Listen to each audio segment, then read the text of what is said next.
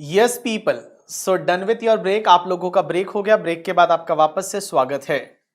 तो ब्रेक से पहले हमने क्या पढ़ा था उसको एक बार हम क्विकली रिवाइज कर लेते हैं कि ब्रेक से पहले हमने क्या पढ़ा था। तो ब्रेक से पहले मैंने आपको ये बताया था, सबसे पहले मैंने आपको ये बताया था कि आपके सिलेबस में क्या क्या है। तो 100 मार्क्स के पेपर में 70 मार्क्स डीटी वाला है, 30 मार्क्स है वो इंटरनेशनल टैक्सेशन वाला है।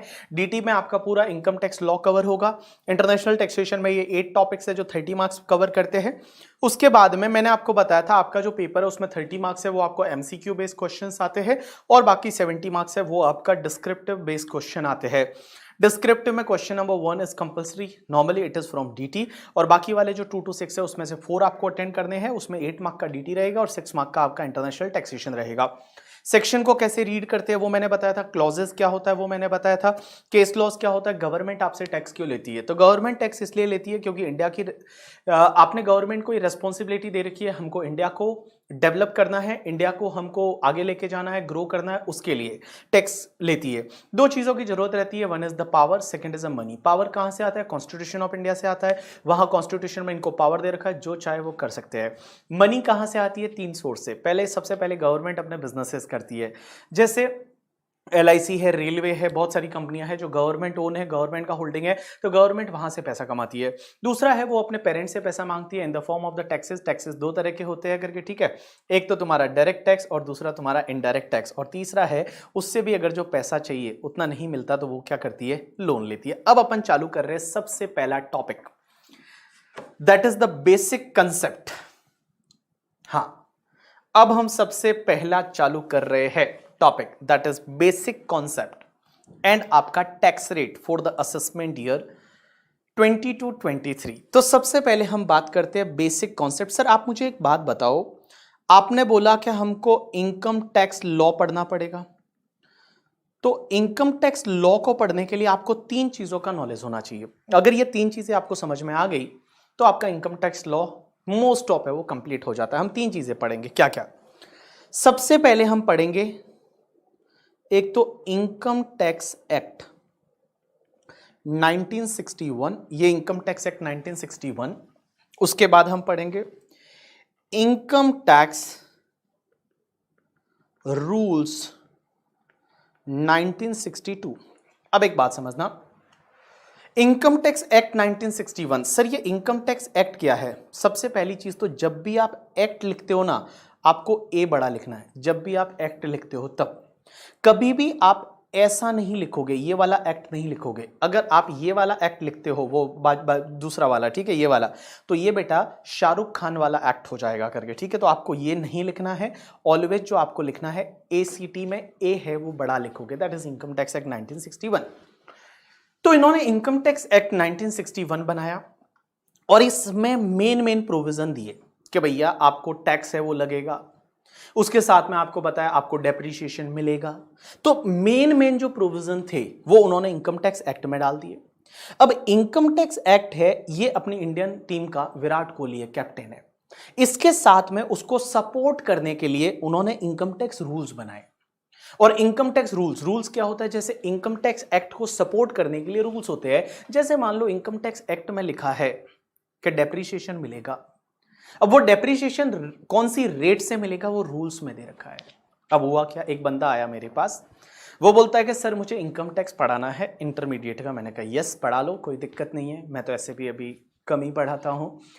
तो मैंने उससे एक क्वेश्चन पूछा सिंपली कि मैंने कहा कंप्यूटर पे डेप्रिसिएशन का रेट क्या है? तो बोला कंप्यूटर पे डेप्रिसिएशन का रेट 40% है। बड़ा मतलब कॉन्फिडेंस से बोला 40%। मैंने कहा कहाँ दे रखा है? तो बोला सेक्शन 32 में दे रखा है। मैंने कहा लो ये एक्ट, मैंने जो इनकम टैक्स एक्ट था उस भाई साहब के सामने रख लिया। मैंने कहा बताओ इसमें कहाँ सेक्शन 32 में डेप्रिसिएशन का रेट दे रखा है कि कंप्यूटर पे 40% है, ये कहाँ दे रखा है?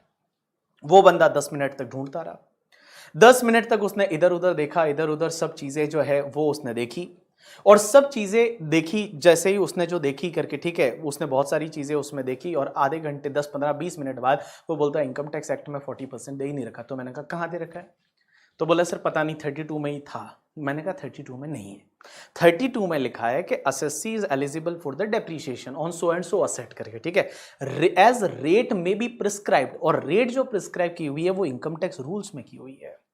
आपने जीएसटी में देखा होगा, जीएसटी के बहुत सारे रूल्स है, वैल्यूएशन रूल्स अलग है करके, ठीक है, बहुत सारे इनपुट टैक्स क्रेडिट रूल्स है, तो वो रूल्स में दे रखी है चीजें कि भैया आपको कैसे कैसे क्या होगा। तो rules is basically supportive of the income tax act करके, ठीक है। चलो उसके बाद में सर ये इनकम टैक्स एक्ट 1961 में बना दिया था, मतलब ये तो कितने सालों पहले बना दिया था सर, लेकिन आज भी तो अमेंडमेंट होते हैं, तो वो अमेंडमेंट कैसे होंगे? फिर अमेंडमेंट तो करने पड़ते हैं, बिकॉज इनकम टैक्स लॉ में अमेंडमेंट तो चाहिए।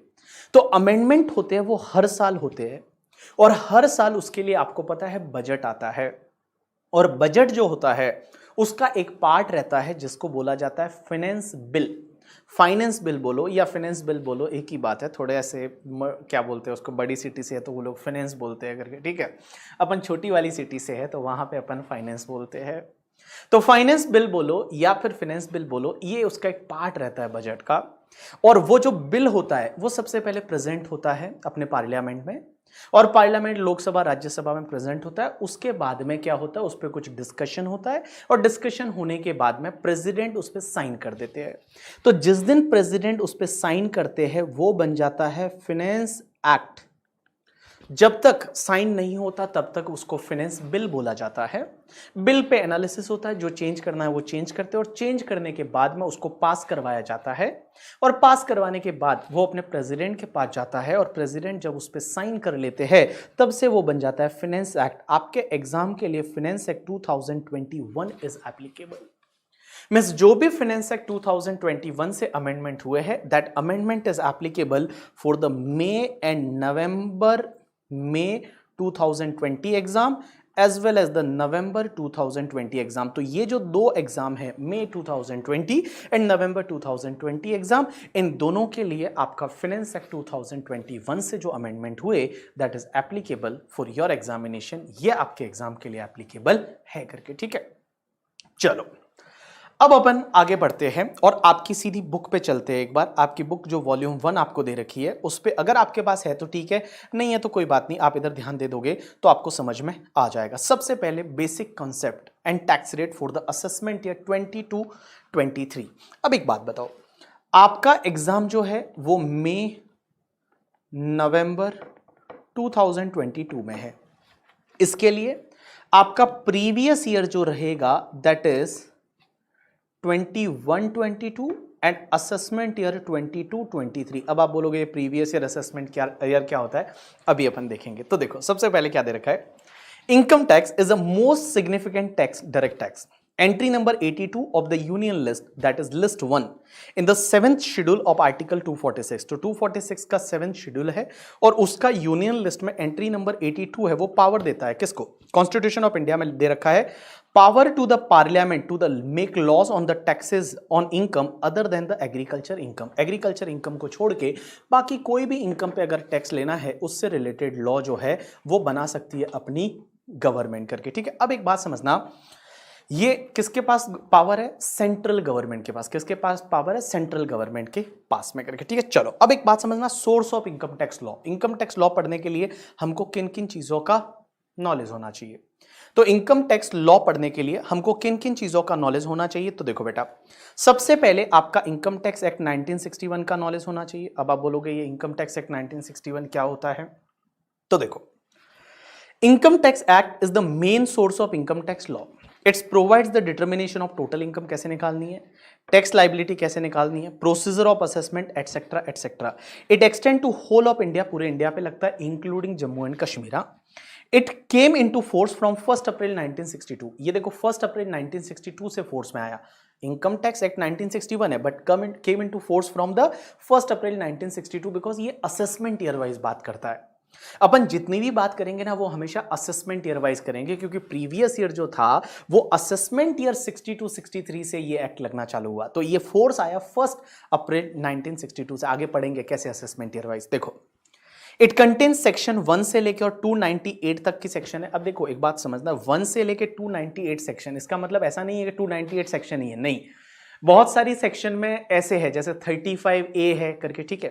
फिर आप देखोगे 35CCC है, 35CCD है, 35AD है। तो इन्होंने तो यहाँ पे वो 35 में ही बहुत सारी सेक्शन है। तो अगर आप ऐसे देखने जाओगे तो अप्रॉक्स 500 प्लस सेक्शंस है वो हो जाती है। अगर आप ऐसे देखने जाओगे तो 500 के करीब जो है वो सेक्शंस है वो यहाँ पे हो जाती है। तो ऐसा जरूरी नहीं कि यहाँ 298 सेक्शन है, नहीं, बहुत सारी सेक्शन है। एंड शेड्यूल है वो तुम्हारा 1 से लेके और 14 तक के इसमें शेड्यूल है। It undergoes a change every year by the Annual Finance Act passed by the Parliament and other legislation like the Taxation Law Amendment Act। बहुत बार क्या होता है, एक चीज समझना, हर बार अमेंडमेंट है वो अमेंडमेंट किससे होते हैं, फिनेंस एक्ट से। लेकिन बहुत बार क्या होता है कि समय की ऐसी जरूरत होती है कि जब उनको लगता है कि बीच में ही अमेंडमेंट कर देने चाहिए। ऐसा बहुत बार हुआ है। और बहुत बार जब होता है कि भैया अपने को बीच में ही अमेंडमेंट करने पड़ सकते हैं तो वो एक नया लॉ लेके आते हैं। अब ये नया लॉ लेके आते हैं, कुछ नया एक्ट पास कर देते हैं। और आजकल तो ये सिनेरियो है कि ये ऑर्डिनेंस निकालते हैं। आपने बहुत बार सुना होगा ऑर्डिनेंस आया कि निर्मला सीतारमण जी ने ऑर्डिनेंस निकाला। तो ये ऑर्डिनेंस क्या होता है, ऑर्डिनेंस ये होता है कि जब भी गवर्नमेंट है उसकी पार्लियामेंट चल नहीं रही है, जैसे छुट्टियां चल रही है पार्लियामेंट में, तो पार्लियामेंट में जब छुट्टियां चल रही है तो उस टाइम पे क्या होता है कि अपने प्रेसिडेंट साहब के पास एक पावर होती है कि प्रेसिडेंट साहब है अपनी जो फाइनेंस मिनिस्ट्री और इनसे डिस्कस करके, और प्रेसिडेंट साहब के पास ये पावर होती है कि वो ऑर्डिनेंस निकाल सकते हैं। तो आपने देखा होगा अभी एक ऑर्डिनेंस आया था जब कोविड वाला टाइम था, जिसमें आपको पता है वो रेट कट हुई थी, टीडीएस की रेट बोला 0.75% और कुछ अमेंडमेंट्स वगैरह हुए थे एंड ऑल। तो वो जो है वो एक ऑर्डिनेंस निकाला था जिसको बोलते थे taxation and other law amendment and relaxation ordinance 2020। Taxation and other law amendments and relaxation ordinance 2020। अब ये ऑर्डिनेंस जो आता है ना, वो ऑर्डिनेंस क्या होता है कि जब पार्लियामेंट काम नहीं कर रही है, सब छुट्टियां चल रही है, कोई वहां मतलब नहीं चल रहा पार्लियामेंट चल रहा होता तो वहीं पे कुछ पास करवा देते बिल वगैरह और उसके बाद एक्ट बनवा देते, बट वहां तो बनवा नहीं सकते, तो वो ऑर्डिनेंस आता है।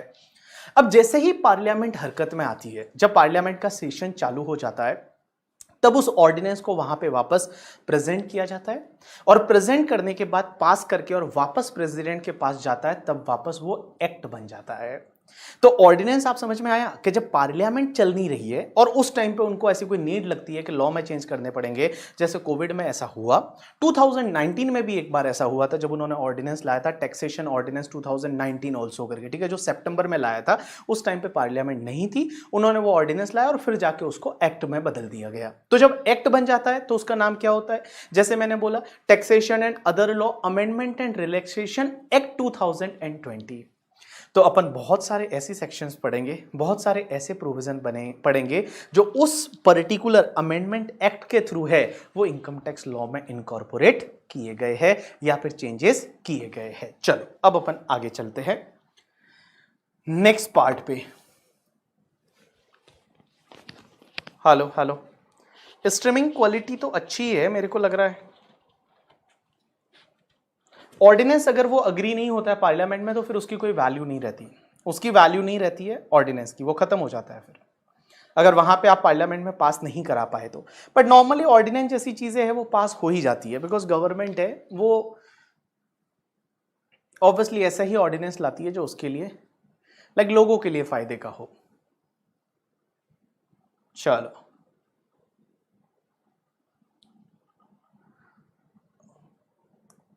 अच्छा, मैं ब्लर आ रहा है तुम लोगों को शायद, यहाँ मुंबई में ना बहुत बारिश हो रही है, बहुत बारिश। आप देखोगे ना मुंबई में इतनी बारिश हो रही है ना, लास्ट के 5 दिन से तो लोग घर से बाहर नहीं निकल पाए।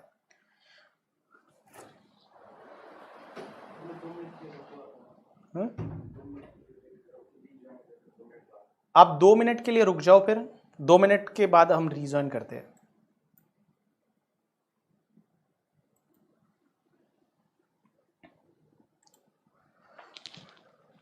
यस पीपल, तो हम जो बात कर रहे थे कि भैया source of income tax law पढ़ने के लिए क्या क्या चीजों का आपको नॉलेज होना चाहिए। तो मैंने बोला सबसे पहले इनकम टैक्स एक्ट है, ये इनकम टैक्स एक्ट जो है वो मेन एक्ट होता है करके, ठीक है, मेन एक एक्ट है that is income tax act 1961। उसके बाद सेकंड चलते हैं इनकम टैक्स रूल्स 1962। अब ये इनकम टैक्स रूल्स 1962 क्या होता है, सब लोग इधर देखना, ठीक है। तो इनकम टैक्स रूल्स 1962 क्या होते हैं? All people just pay attention. Income tax rules means IT Act empowers central government, Central Board of Direct Tax, that is CBDT, to make the rules. All forms, procedure, principle of valuation of perquisites are provided in the rules. तो जो government है उन्होंने CBDT को ये authorise कर रखा है कि आप रूल्स बना सकते हो.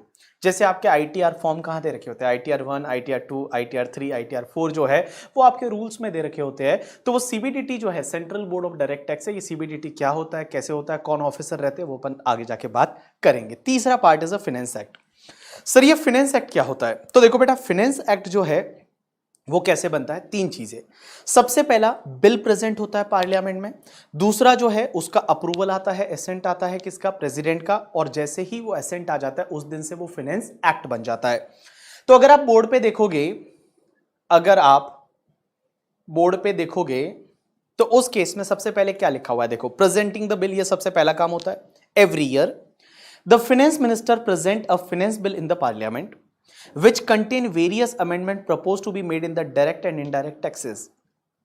Finance Bill 2021 जो था, that is presented by Nirmala Sitharaman on the 1st Feb 2021. Sir last 2 minutes में कुछ भी नहीं पढ़ाया. मोहित, डोंट वरी. तो देखो, सबसे पहले जो फाइनेंस एक्ट आता है वो कैसे आता है? तो सबसे पहले आपका बिल प्रेजेंट होता है. निर्मला सीतारमण जी जो अपनी फाइनेंस मिनिस्टर है, उन्होंने ये प्रेजेंट किया था 2021 वाला. और ये कब प्रेजेंट किया था? 1 Feb 2021 को.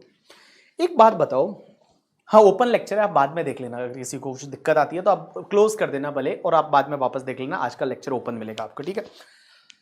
सर ये जो बजट है ये पहले आपको पता है 1 Feb को आता था. 1 Feb को पहले आता था. पहले आता था 28 Feb को. आप देखोगे जब पी चिदम्बरम जी हुआ करते थे फाइनेंस मिनिस्टर कांग्रेस के टाइम पे, last day of the Feb में आता था. अब इन्होंने, बीजेपी वालों ने क्या किया? बोला ये last day of the Feb तक क्यों खींच रहे हो इसको, जस्ट आप 1 Feb को ही डाल दो. तो उन्होंने क्या किया? 1st day of the Feb को बजट प्रेजेंट करना चालू किया.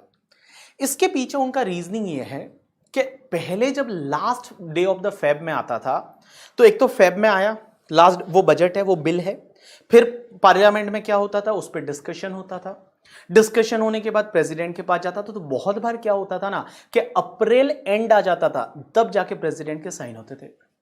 लेकिन बहुत सारे अमेंडमेंट ऐसे हैं जो 1 अप्रैल से एप्लीकेबल है.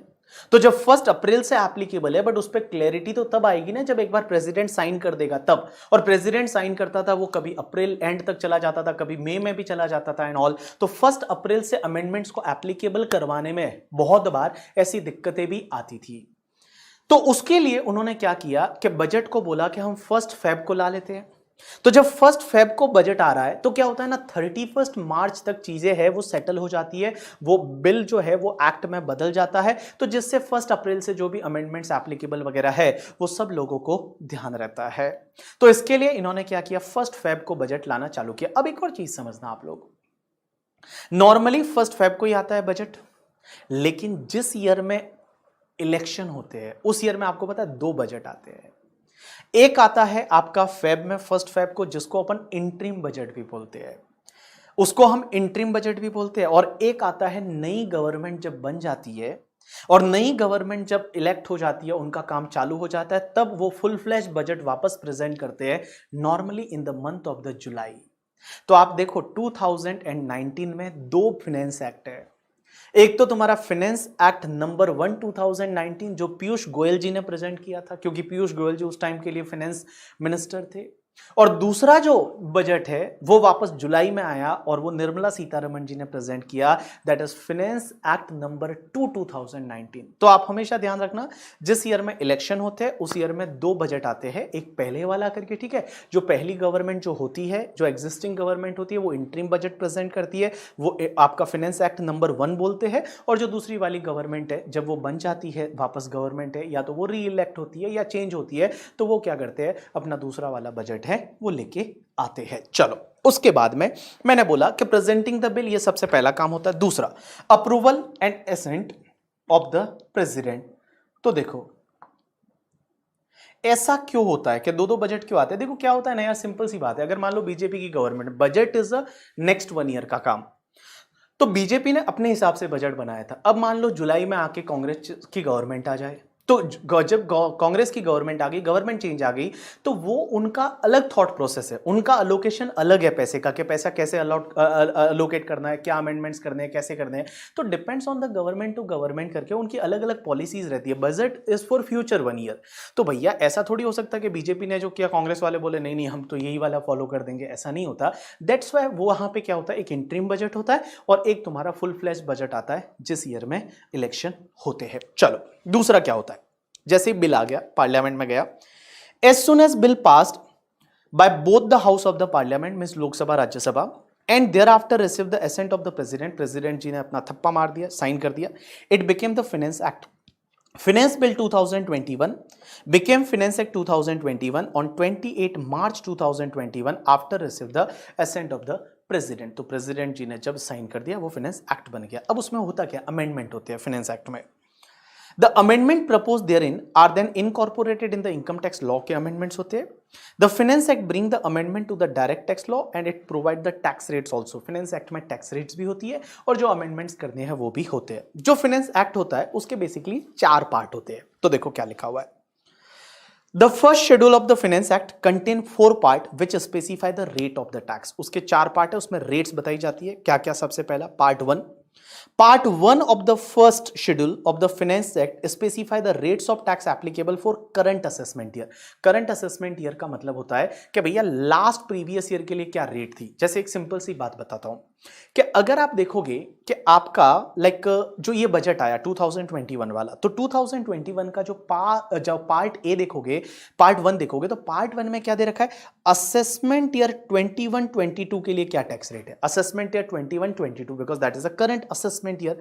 अपने लिए तो असेसमेंट ईयर अगला वाला एप्लीकेबल है, बट पार्ट ए में करंट असेसमेंट ईयर की टैक्स रेट के बारे में बताया गया होता है। पार्ट 2 क्या होता है, part 2 specify the rate at which the tax is deductible at source for the current financial year. कि भैया इस साल में अब लोगों का टीडीएस कैसे काटना है, तो टीडीएस की रेट है वो पार्ट 2 में होती है। पार्ट 3 क्या रहता है, Part 3 gives the rates for calculating income tax for deducting tax from income chargeable under the head salary and computation of advance tax। कि एडवांस टैक्स के लिए आपको क्या टैक्स रेट लेनी है, आपको उसके साथ साथ में सैलरी की जो इनकम कैलकुलेट करनी है उसके लिए सैलरी की इनकम पे जो टीडीएस काटना है वो कौन सी रेट से काटोगे। तो इन सिंपल वर्ड बता दूं मैं आपको, पार्ट 3 जो रहता है ना वो ये होता है कि अपनी असेसमेंट ईयर के लिए क्या टैक्स रेट है। पार्ट 3 में होता है कि असेसमेंट ईयर में के लिए क्या टैक्स रेट है, क्योंकि उसी से तो आप टीडीएस काटने वाले हो सैलरी में, या उसी से तो आप एडवांस टैक्स पे करने वाले हो। तो तीसरा क्या है, अपने असेसमेंट ईयर में टैक्स रेट क्या रहने वाली है। और इसका पार्ट 4 जो रहता है that is contain the rules for computation of net agriculture income, कि आपको नेट एग्रीकल्चर इनकम कैसे कैलकुलेट करना है। अब आप मुझे यहां पूछोगे कि सर एग्रीकल्चर इनकम जो है उस पर तो टैक्स लगता ही नहीं, तो यह नेट एग्रीकल्चर इनकम क्यों कैलकुलेट करवा रहे हैं। इसका एक जगह रेफरेंस आएगा जहां मैं बताऊंगा कि एग्रीकल्चर इनकम को कभी कभी हम इंक्लूड करते हैं टैक्स पर्पस के लिए, टैक्स कैलकुलेशन के लिए। वो कैसे करते हैं, क्या करते हैं, वो हम फ्यूचर में पढ़ेंगे। तो देखो बेटा, मैंने बोला फाइनेंस एक्ट कैसे बनता है, पहले बिल आता है, उसके बाद प्रेसिडेंट जी का साइन होता है करके, ठीक है, बिल पास हो जाता है, फिर प्रेसिडेंट का साइन होता है, एक्ट बन जाता है, ठीक है। अब फाइनेंस एक्ट का जो फर्स्ट शेड्यूल रहता है, फर्स्ट शेड्यूल के बेसिकली 4 पार्ट रहते हैं। पहले पार्ट में ये रहता है कि करंट ईयर की टैक्स रेट क्या है, करंट ईयर मतलब करंट ईयर की, ठीक है, करंट असेसमेंट ईयर की, मतलब जो लास्ट ईयर बजट आया था उसमें एडवांस क्या टैक्स रेट दी थी वो, या सिंपल वर्ड में ऐसा बोलूं कि फाइनेंस एक्ट 2021 देखोगे तो उसका पार्ट ए में, पार्ट 1 जो है वो ये बोलता है असेसमेंट ईयर 21-22 की क्या टैक्स रेट है। दूसरा पार्ट ये बोलता है करके, ठीक है, कि भैया यहां टीडीएस कौन सी रेट से काटना है। तीसरा पार्ट ये बोलता है कि भैया अगले साल ऑब्वियसली टीडीएस कौन सी रेट से काटना है, सैलरी की इनकम पे टीडीएस कौन सी रेट से काटना है, या फिर आपका क्या बोलते हैं उसको, सैलरी की रेट पे टीडीएस कौन सी रेट से काटना है, या फिर सैलरी की इनकम में टीडीएस कौन सी रेट से काटना है। इन सिंपल वर्ड बताऊं, ये पार्ट 2 एंड पार्ट 3 जो होता है ना वो ये होता है कि आपके असेसमेंट ईयर के लिए क्या टैक्स रेट है, तो यहां पे उस हिसाब से आप टीडीएस काट दो। और लास्ट पार्ट बोलता है नेट एग्रीकल्चर इनकम आपको कैसे कैलकुलेट करनी है। आज जाके और एक बार फाइनेंस एक्ट देखना, और फाइनेंस एक्ट का जो फर्स्ट शेड्यूल है क्या उसमें ऐसा दे रखा है या नहीं है। चलो उसके बाद ये सर्कुलर और नोटिफिकेशन, इस सर्कुलर और नोटिफिकेशन में क्या फर्क है, कोई बता सकता है। सर्कुलर एंड नोटिफिकेशन, सर ये सर्कुलर है ये नोटिफिकेशन, बताओ कोई। Circular and notification, difference between circular and notification कोई बताएगा।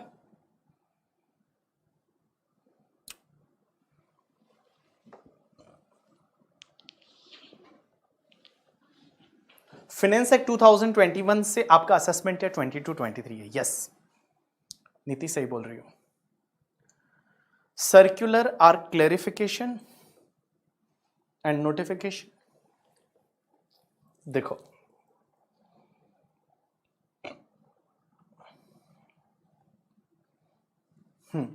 चलो, नोटिफिकेशन बाय सेंट्रल गवर्नमेंट और circular is for department internal purpose. Very good, बहुत सारे लोगों ने सही बोला। अपन एक सर्कुलर और नोटिफिकेशन की बात करते हैं। देखो सर्कुलर जो होता है ना, वो नॉर्मली सीबीडीटी इशू करती है और डिपार्टमेंट के इंटरनल पर्पस के लिए होता है। इंटरनल पर्पस में किसी भी चीज को क्लेरिफाई करने के लिए सर्कुलर इशू किया जाता है। जैसे आपको पता है एक सेक्शन अभी 194 क्यों आई है अपने टीडीएस में, आपको याद रहेगा, ठीक है। आपके ऑफिस में बड़ी मतलब चर्चाएं चल रही होगी उस सेक्शन को लेके कि 194 क्यू और ओ और एक टीडीएस की टीसीएस की सेक्शन है 206 सी 1 जी और एच करके। सर इसका कैसे कंपैरिजन है, क्या है, आपने देखा होगा।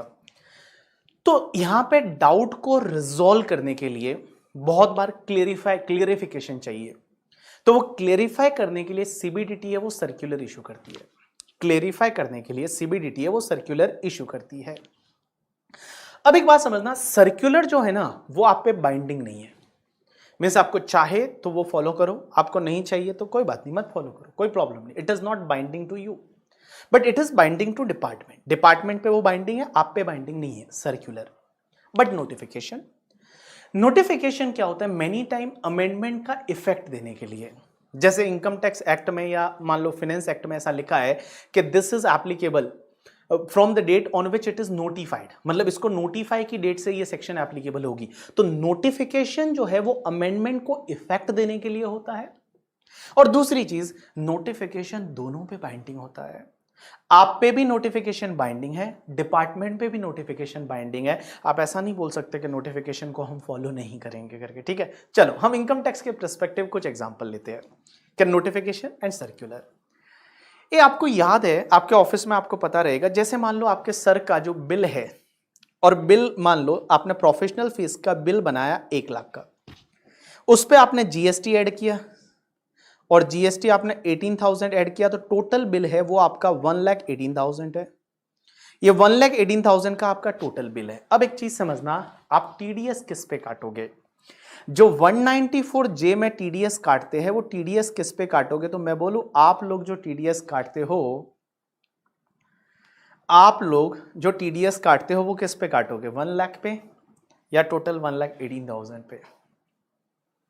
1 लाख पे या टोटल 1,18,000 पे? टीडीएस किस पे काटोगे? मीन्स आपका क्लाइंट आपका टीडीएस काटता है कितने पे? 1 लाख पे। आंसर इज यस, 1 लाख पे। नॉर्मली आप 1 लाख पे यहां पे टीडीएस काटोगे और 1 लाख पे 10,000 का टीडीएस काट लिया और क्लाइंट आपको 1,08,000 है वो पे करेगा। लेकिन एक बात बताओ, कभी अगर क्लाइंट ने आपका टीडीएस पूरा 1,18,000 पे काट दिया और 11,800 का टीडीएस काट लिया, तो क्या ये गलत है? आंसर इज नो, कोई गलत नहीं है। ये एक सर्कुलर है जो ये बोलता है कि अगर मान लो जीएसटी जो है, जीएसटी सर्विस कंपोनेंट पे है, उस जीएसटी वाले पार्ट पे आप टीडीएस नहीं काटोगे तो चलेगा।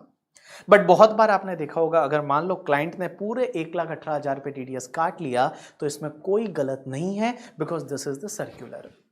आपको लगता है आपके लिए फेवरेबल है तो आप उसको फॉलो करो, आपको लगता है आपके लिए फेवरेबल नहीं है तो आप उसको फॉलो मत करो। That is called circular. But notification, notification आया, you have to follow that. अगर मान लो नोटिफिकेशन आया कि कल उठ के निर्मला सीतारमण जी कुछ नया टैक्स लेने वाली है, तो भैया फिर आपको वो फॉलो करना ही पड़ेगा। आप ये नहीं बोल सकते कि नहीं नहीं हम तो नहीं पे करेंगे या हम तो नहीं देंगे, ऐसा नहीं होता।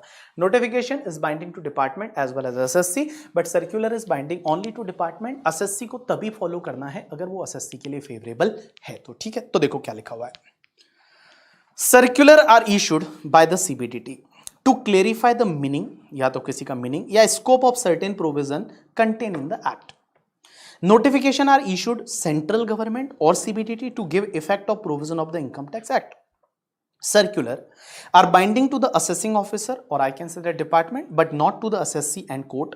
However, assessee can take the advantage of the circular which are beneficial to them. जैसे मैंने आपको बोला कि TDS वाला जो है, TDS जो GST कंपोनेंट सर्विस वाला, वो सर्विस वाले GST कंपोनेंट पे आप TDS नहीं काटोगे, it is beneficial to the assessee, तो assessee उसको फॉलो कर सकता है, कोई दिक्कत नहीं है। उसके बाद में आपका सुप्रीम कोर्ट और हाई कोर्ट के डिसीजन। अब एक चीज समझना, हर चीज लॉ में नहीं लिखी जा सकती, बिकॉज लॉ जब बनाया जाता है तो बनाते टाइम लॉ मेकर्स ने कुछ और सोचा था, लेकिन उसके लोग मजे लेने लग जाते हैं और लिटिगेशन बढ़ जाती है। और लिटिगेशन जब बढ़ जाती है तो हाई कोर्ट और सुप्रीम कोर्ट है वो अपने जजमेंट्स देती है, और हाई कोर्ट सुप्रीम कोर्ट के जजमेंट है वो जब आप पढ़ोगे तब जाके आपको ये माना जाएगा आपने इनकम टैक्स लॉ पढ़ा है। अब आप मुझे एक बात बताओ सर, सुप्रीम कोर्ट का जो जजमेंट है क्या वो पूरे इंडिया पे बाइंड होता है? कि अगर सुप्रीम कोर्ट का कोई जजमेंट आ गया तो क्या वो पूरे इंडिया पे बाइंड है? Answer is yes, because supreme court पूरे इंडिया पे बाइंडिंग है जजमेंट, ठीक है।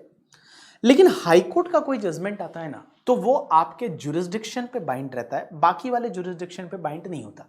जैसे मैं एक एग्जांपल लेता हूं कि मान लो किसी केस में बॉम्बे हाई कोर्ट का जजमेंट आया, तो बॉम्बे हाई कोर्ट है वो महाराष्ट्र के जुरिस्डिक्शन को कवर करती है, तो महाराष्ट्र पे वो चीज बाइंडिंग है। बट बेटा अगर पंजाब वाला चाहे तो जजमेंट को फॉलो नहीं करेगा तो चलेगा, because that is not binding to the Punjab.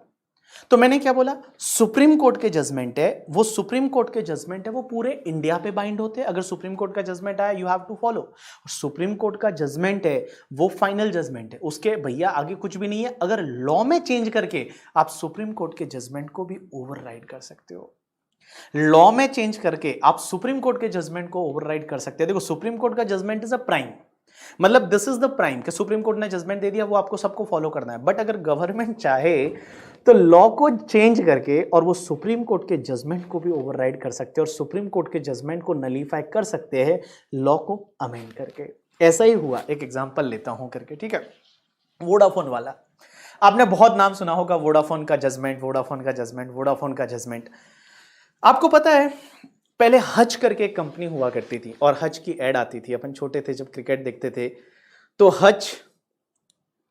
हज की एड आती थी, और हज की जो एड आती थी उसमें एक कुत्ता भागता था करके, ठीक है, और कनेक्टिंग पीपल करके ऐसा कुछ शायद था हज का।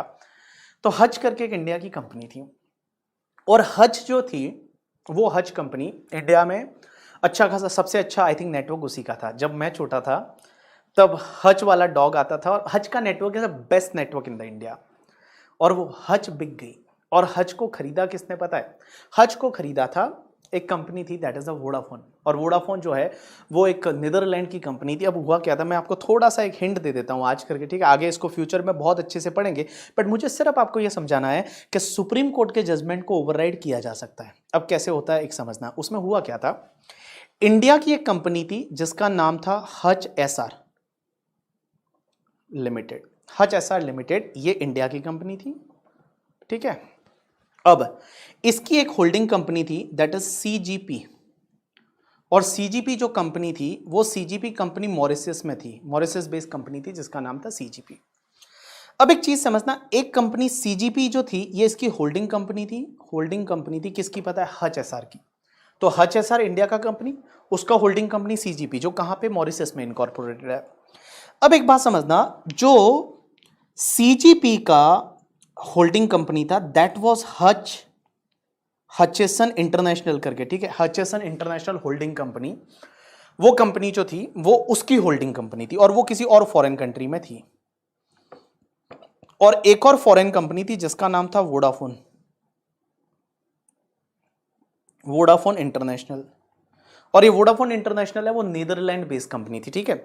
इसमें जो हज एसआर थी वो इंडिया की कंपनी, सीजीपी एक मॉरिशस की कंपनी, और उसके बाद हचेसन इंटरनेशनल है वो किसी और कंट्री में इनकॉर्पोरेट कंपनी थी करके, ठीक है। और वोडाफोन इंटरनेशनल है ये भी एक किसी और कंट्री की कंपनी थी, दैट इज द नीदरलैंड की। अब हुआ क्या पता है आपको, अगर कोई इंडियन कंपनी के शेयर बेचते, अब जैसे एक एग्जांपल लेता हूं, समझना यहां पे जो ये सीजीपी थी ये फॉरेन कंपनी थी क्योंकि मॉरिशस में थी, ठीक है। हचेसन है वो फॉरेन कंपनी थी क्योंकि ये फॉरेन कंपनी थी करके, ठीक है। और उसके बाद में वोडाफोन थी, वो भी एक फॉरेन कंपनी थी, और ये तीनों अलग अलग कंट्री में इनकॉर्पोरेटेड थी। सीजीपी जो है वो मॉरिशस में, ये हचिसन है, ये I think Hong Kong based company थी, यस हांगकांग में थी, और वोडाफोन जो थे वो आपके नीदरलैंड बेस्ड कंपनी थी, ठीक है, वहां पे ये इनकॉर्पोरेट थी वोडाफोन, यहां हचिसन इंटरनेशनल, और सीजीपी है वो मॉरिशस में। अब हुआ क्या समझना, अगर इंडियन कंपनी के शेयर बिक जाते हैं, अगर कोई इंडियन कंपनी है उसके शेयर बिक जाते हैं तो इंडिया में टैक्स लग जाता है। तो जैसे अब हुआ क्या, ये वोडाफोन इंटरेस्टेड हुआ, फॉरेन का कंपनी, नीदरलैंड का कंपनी, वो बोलता है हमको इंडिया का हच एसआर खरीदना है, इंडिया का हमको हच एसआर है, वो हच एसआर वोडाफोन बोलती है कि हमको इंडिया का हच एसआर है वो खरीदना है। तो इसके लिए बिड लगी, अब बोला खरीदना है, तो एक बात बताना समझना, अगर ये सीजीपी है, ये होल्डिंग है किसकी, हच एसआर इंडिया की, वो सीजीपी है वो होल्डिंग है हच एसआर इंडिया की। अगर ये सीजीपी इसके शेयर इसको बेच देती, किसको, वोडाफोन इंटरनेशनल को, अगर हच एसआर इंडियन कंपनी के शेयर बिक जाते तो इंडिया में टैक्स लग जाता, क्योंकि सेक्शन 9 में ये लिखा हुआ है कि अगर इंडियन कंपनी के शेयर है वो इंडियन असेट माना जाता है और उसको बेचा तो इंडिया में टैक्स लग जाएगा, ये लॉ में लिखा हुआ है, इनकम टैक्स एक्ट ऐसा बोलता है। इन्होंने प्लानिंग की, और इंडिया के जो बड़े बड़े टैक्स लॉयर है करके, ठीक है, हरीश साल्वे वगैरह बहुत बड़े बड़े लोग जो थे वो वोडाफोन के यहाँ पे और हज के इस डील में शामिल थे, और उन्होंने क्या किया पता है, इंडियन कंपनी को कैसे बिकवाया, उन्होंने ये जो सीजीपी कंपनी थी मॉरिशस वाली, फॉरेन कंपनी है, अब ये फॉरेन कंपनी सीजीपी के शेयर्स जो है वो इन्होंने, हच इंटरनेशनल ने सीजीपी के शेयर वोडाफोन को बेच दिए। सीजीपी जो है वो वहीं मॉरिशस में है, और एक मॉरिशस बेस्ड कंपनी के शेयर जो है वो नीदरलैंड की कंपनी को बेचे एक हांगकांग की कंपनी ने। इंडियन कंपनी के शेयर पहले भी सीजीपी के पास थे, अभी भी सीजीपी के पास है। तो इंडियन कंपनी जो थी वो इंडियन कंपनी की होल्डिंग कंपनी पहले भी सीजीपी थी, आज भी सीजीपी है, बट सीजीपी के शेयर बिक गए, किसको बेचे गए, हचिसन हांगकांग की कंपनी ने बेचे वोडाफोन नीदरलैंड की कंपनी को। तो एक फॉरेन की कंपनी दूसरी फॉरेन की कंपनी के शेयर तीसरी फॉरेन की कंपनी को बेच रही है, इन्होंने बोला इस पे इंडिया में टैक्स नहीं लगेगा, इन्होंने बोला इस पे इंडिया में टैक्स लगेगा ही नहीं। तो इंडिया में टैक्स नहीं लगेगा क्योंकि इन्होंने बोला कि इंडियन लॉ बोलता ही नहीं, इंडियन लॉ बोलता है इंडियन कंपनी के शेयर बिके, इंडिया की असेट बिकी तो इंडिया में टैक्स लगेगा, ये बोलते हैं इंडियन शेयर तो बेचे ही नहीं, इंडिया की कंपनी के असेट तो बिकी ही नहीं, इंडिया की कंपनी की असेट तो एज इट इज है, इंडियन कंपनी के शेयर तो एज इट इज है। तो यहां हच एसआर का तो कुछ हुआ ही नहीं, बोला हच एसआर जो थी उसकी पहले होल्डिंग कंपनी सीजीपी थी, आज भी सीजीपी है मॉरिशस वाली, सीजीपी के शेयर बिक गए। अब एक बात समझना, अगर जैसे ये ट्रांजैक्शन कंप्लीट हो गया, और ट्रांजैक्शन कंप्लीट होने के बाद हुआ क्या कि लाइक एक मुंबई का एओ, मुंबई का असेसिंग ऑफिसर, और मुंबई के असेसिंग ऑफिसर ने एक नोटिस भेजा, और नोटिस किसको भेजा पता है, नोटिस भेजा गया वोडाफोन इंटरनेशनल फॉरेन कंपनी को, नीदरलैंड नोटिस भेजा इसने। अब एक बात समझना, इसको नोटिस भेजा वोडाफोन इंटरनेशनल फॉरेन कंपनी को नोटिस भेजा, और नोटिस में क्या लिखा पता है वोडाफोन को, कि तुम असेसी इन डिफॉल्ट हो, तुमने हचिसन को जो पेमेंट किया है, बिकॉज हचिसन से आपने सीजीपी के शेयर खरीदे, तो तुमने जो हचिसन हांगकांग की कंपनी को पेमेंट किया है वोडाफोन ने, तुमने उसका टीडीएस नहीं काटा है। और जब तुम टीडीएस नहीं काटते हो, अगर तुम टीडीएस नहीं काटते हो तो एक सेक्शन हुआ करती है 201 इनकम टैक्स में, और वो 201 बोलती है कि डिपार्टमेंट आपको असेसी इन डिफॉल्ट बना देगा। और जैसे ही आपको असेसी इन डिफॉल्ट बनाया करके, ठीक है, तो असेसी इन डिफॉल्ट जैसे ही आपको बना दिया तो भैया आपको पेनल्टी इंटरेस्ट भरना पड़ेगा, जितना टैक्स नहीं काटा उसका 100% आपको पेनल्टी लगेगा और उस पर इंटरेस्ट भी लगेगा। ऐसा नोटिस वोडाफोन को भेजा गया। ये आपके मन में डाउट रहेगा इतने सालों से कि सर बिकी तो हच थी और हचिसन इंटरनेशनल ने बेची थी, ये हांगकांग बेस्ड कंपनी ने, तो वोडाफोन का केस लो क्यों आया? भाई अल्टीमेटली टैक्स किसको भरना पड़ता है? टैक्स तो सेलर को भरना पड़ता है ना, बायर को थोड़ी भरना पड़ता है करके, ठीक है, बायर को थोड़ी भरना पड़ता है, वो तो सेलर को टैक्स भरना पड़ता है। तो सेलर को टैक्स भरना था, तो फिर इस केस में वोडाफोन क्यों घुसेड़ा गया? वोडाफोन को 201 में असेसी इन डिफॉल्ट बनाया गया। क्योंकि एक बात बताऊं, जो सेलर होता है ना वो भाग जाता है बेच के, उसके शेयर होल्डर ने पैसा ले लिया, खत्म हो गया, वो सेलर तो रहा ही नहीं, वो तो खत्म कर दी इन्होंने कंपनी, मान लो पैसा बांट के ले लिया, खत्म। इनको नहीं पकड़ा, पकड़ा बायर को, क्योंकि आज इंडिया में धंधा तो बायर को चलाना था, वोडाफोन को पकड़ा और वोडाफोन को 201 में नोटिस भेज दिया और बोला, एक बॉम्बे का एओ जो है उसने बोला कि भैया आपने जो पेमेंट किया है हचसन हांगकांग को सीजीपी खरीदने का, आपने सीजीपी नहीं खरीदा, आपने तो इंडिया की कंपनी खरीदी है जिसका नाम है हचसन एसआर, आपने इनडायरेक्टली इंडिया की कंपनी खरीदी है, इस पे इंडिया में टैक्स लग जाएगा, ऐसा बोल के, और आपने टीडीएस नहीं काटा, और जब टीडीएस नहीं काटा तो आप एसएससी इन डिफॉल्ट हो, आपको इंटरेस्ट पेनल्टी भरना पड़ेगा। अब आप मुझे बोलोगे कि सर अच्छा तो अब हुआ क्या? वोडाफोन ने इसको चैलेंज किया सबसे पहले बॉम्बे हाई कोर्ट में। हमारी जो बॉम्बे हाई कोर्ट है और बॉम्बे हाई कोर्ट में चैलेंज किया। और वोडाफोन ने जो चैलेंज किया, वोडाफोन ने बोला हमने टीडीएस नहीं काटा बिकॉज इस ट्रांजैक्शन पे इंडिया में टैक्स ही नहीं लगता था। इंडिया में जिस चीज पे टैक्स लगता है तो टीडीएस काटना है, जब इंडिया में टैक्स ही नहीं लगता तो हम टीडीएस क्यों काटे, तो हम सही है। लेकिन मैं आपको बताऊं, बॉम्बे हाई कोर्ट ने ये जो ट्रांजैक्शन था, इस ट्रांजैक्शन को पूरा खोला और बॉम्बे हाई कोर्ट ने बोला कि आपने जो ये मॉरिशस में सीजीपी बनाई है, ये एक डमी कंपनी है। ये जो कंपनी बनाई है इंडिया में सिर्फ एंड सिर्फ आपने क्या करने के लिए बनाई है पता है? टैक्स सेव करने के लिए बनाई है। तो आपने इस सीजीपी को बेचा है, बट सीजीपी नहीं, आपने अल्टीमेटली इंडिया की हच एसआर को बेचा है। इंडिया में टैक्स लग जाएगा और आपको 201 में जो एसएससी इन डिफॉल्ट बनाया है वो बड़ा ही सही बनाया है और आपको पेनल्टी इंटरेस्ट पे करना पड़ेगा। ऐसा किसने बोला पता है? बॉम्बे हाई कोर्ट ने बोला। अब जैसे ही बॉम्बे हाई कोर्ट ने ऐसा बोला, वोडाफोन की हालत खराब हो गई और वोडाफोन को पेनल्टी पे करनी पड़ी। आपको याद रहेगा तो अप्रोक्स 41,000 करोड़ के करीब का, या सॉरी 12,000 या 11,000 करोड़ का पेनल्टी और इंटरेस्ट का अमाउंट है, वो वोडाफोन को पे करना पड़ा बॉम्बे हाई कोर्ट के ऑर्डर के बाद। बॉम्बे हाई कोर्ट का ऑर्डर जो था वो वोडाफोन ने चैलेंज किया, कहां? सुप्रीम कोर्ट में। और जैसे ही सुप्रीम कोर्ट में चैलेंज हुआ ये ऑर्डर, तो सुप्रीम कोर्ट ने जजमेंट आया। और सुप्रीम कोर्ट का जजमेंट किसके फेवर में आया पता है आपको? सुप्रीम कोर्ट का जजमेंट वोडाफोन के फेवर में आया और सुप्रीम कोर्ट ने बोला इंडिया में इस पे टैक्स नहीं लगेगा। इंडिया में जो है, जो हाई कोर्ट बोली थी इंडिया में टैक्स लगेगा, ठीक है, इस ट्रांजैक्शन पे सुप्रीम कोर्ट ने बोला इस पे इंडिया में टैक्स नहीं लगेगा। लॉ ऐसा बोलता ही नहीं है। आपकी लॉ में क्लियरली लिखा हुआ है इंडियन कंपनी का शेयर बेचा, तो यहां इंडियन कंपनी का शेयर बिक नहीं रहा है, तो इंडिया में इस पे टैक्स नहीं लगेगा, ऐसा सुप्रीम कोर्ट ने बोला। वोडाफोन जीत गई। वोडाफोन जीत गई क्योंकि सुप्रीम कोर्ट का जजमेंट था इंडिया में टैक्स नहीं लगेगा। आपको पता है जब सुप्रीम कोर्ट का जजमेंट आया तो जो गवर्नमेंट का लॉयर था उसने बोला सुप्रीम कोर्ट के कि सर आपको भी पता है कि यहां पे जो ये सीजीपी है ये एक डमी कंपनी बनाई गई है, ये कोई रियल कंपनी नहीं है, ये डमी कंपनी, इन्होंने टैक्स प्लानिंग की है, इसमें इंडिया का लॉस हो रहा है और आप ऐसे बोल रहे हो कि इंडिया में इस पे टैक्स नहीं लगेगा। तो आपको पता है सुप्रीम कोर्ट के जज का जो स्टेटमेंट था वो ये था कि dear, we are here in supreme court to interpret the law, not to make the law. हम यहां सुप्रीम कोर्ट में जो आपका लॉ है, जो गवर्नमेंट ने बनाया है, हम उसको इंटरप्रेट करने के लिए है, ना कि लॉ बनाने के लिए है। अगर आपको लगता है then please change the law. तो सुप्रीम कोर्ट ने उनको बोला कि आपको लगता है कि भाई इस पे टैक्स लगना चाहिए तो आप अपने लॉ में चेंज करिए, और लॉ में चेंज करके जो हमारा जो जजमेंट जो था उस जजमेंट को ओवरराइड कर लीजिए। तो भाई साहब 2012 का बजट आया, ये 2011 के आसपास जजमेंट आया सुप्रीम कोर्ट का। तो 2012 का जजमेंट आया और इस 2012 में our finance minister was Pranab Mukherjee, और प्रणब मुखर्जी ने लॉ को चेंज कर दिया। और लॉ को चेंज करके जो सुप्रीम कोर्ट का जजमेंट था उस जजमेंट को ओवरराइड कर दिया और लॉ को रेट्रोस्पेक्टिवली चेंज किया 1961 से। और 1961 से लॉ को चेंज करके और उन्होंने सुप्रीम कोर्ट के जजमेंट को ओवरराइड कर लिया।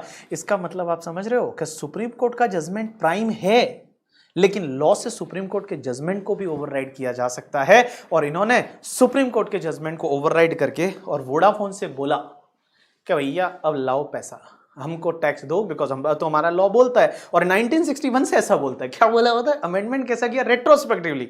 और 1961 से ऐसा बोलता है। और मैं बताऊं उन्होंने लॉ में अमेंडमेंट कैसे किया। अमेंडमेंट को नो डाउट अपन इंटरनेशनल टैक्सेशन में बड़ा डिटेल में पढ़ेंगे उस चीज को, बट उन्होंने क्या किया, लॉ में क्या डाला पता है?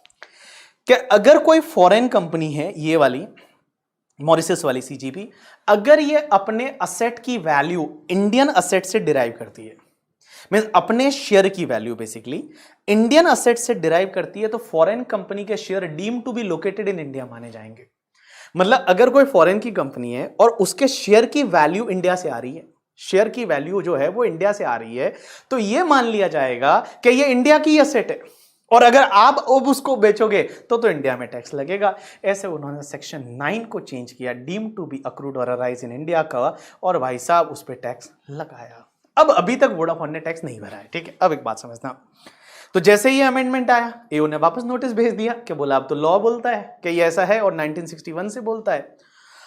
वोडाफोन ने फिर आर्बिट्रेशन में गई वोडाफोन, और वोडाफोन आर्बिट्रेशन में क्यों गई? बिकॉज अपना इंडियन कॉन्स्टिट्यूशन ये बोलता है कि जब भी कुछ इंटरनेशनल डिस्प्यूट है, और यहां पे क्या होता है, इंटरनेशनल डिस्प्यूट था, बिकॉज ये वोडाफोन एक नीदरलैंड कंपनी थी करके, ठीक है, ये हांगकांग की कंपनी थी, इंटरनेशनल लेवल पे था, तो उन्होंने बोला आर्बिट्रेशन में जाएंगे हम। आर्बिट्रेशन में मतलब कुछ ना कुछ हमारा सेटल करो out of the court, because supreme court तक का जजमेंट आ चुका था करके, ठीक है। अब आर्बिट्रेशन में जाएंगे, तो अपनी गवर्नमेंट है वो आर्बिट्रेशन में है उस टैक्स की वसूली को लेके, लेकिन वोडाफोन है वो आर्बिट्रेशन में, सिंगापुर में आई थिंक आर्बिट्रेशन चल रहा था, और सिंगापुर में वो जीत गई, और सिंगापुर वाला जो आर्बिट्रेशन में जो जज थे उन्होंने बोला कि आप किसी भी कंपनी का जब ट्रांजैक्शन हुआ था उस टाइम पे जो लॉ में स्थिति नहीं थी, आप रेट्रोस्पेक्टिव अमेंडमेंट करके और उस लॉ को चेंज कर देते हो और बोलते हो अब टैक्स भरो, तो ये पॉसिबल नहीं है किसी के लिए। तो ऐसा वहां पे हुआ है, लेकिन वापस फिर अपने फाइनेंस मिनिस्टर ने भी बोला, मतलब आपको पता है फाइनेंस मिनिस्ट्री से आई थिंक अनुराग, उसने बोला था कि हम इसको चैलेंज करेंगे, जो आर्बिट्रेशन का ऑर्डर है उस आर्बिट्रेशन के ऑर्डर को भी हम चैलेंज करेंगे। तो आज तक मैं बताऊं ये मैटर डिस्प्यूटेबल है, बट सुप्रीम कोर्ट के जजमेंट को ओवरराइड कर दिया था और लॉ में चेंज कर दिया था, इनको टैक्स भरना पड़ेगा। तो इसलिए मैं बोल रहा हूं सुप्रीम कोर्ट का judgment is prime, supreme court का जजमेंट आया, you have to follow that, but law में चेंज करके सुप्रीम कोर्ट के जजमेंट को भी ओवरराइड किया जा सकता है। तो देखो क्या लिखा हुआ है, supreme court and high court के decision.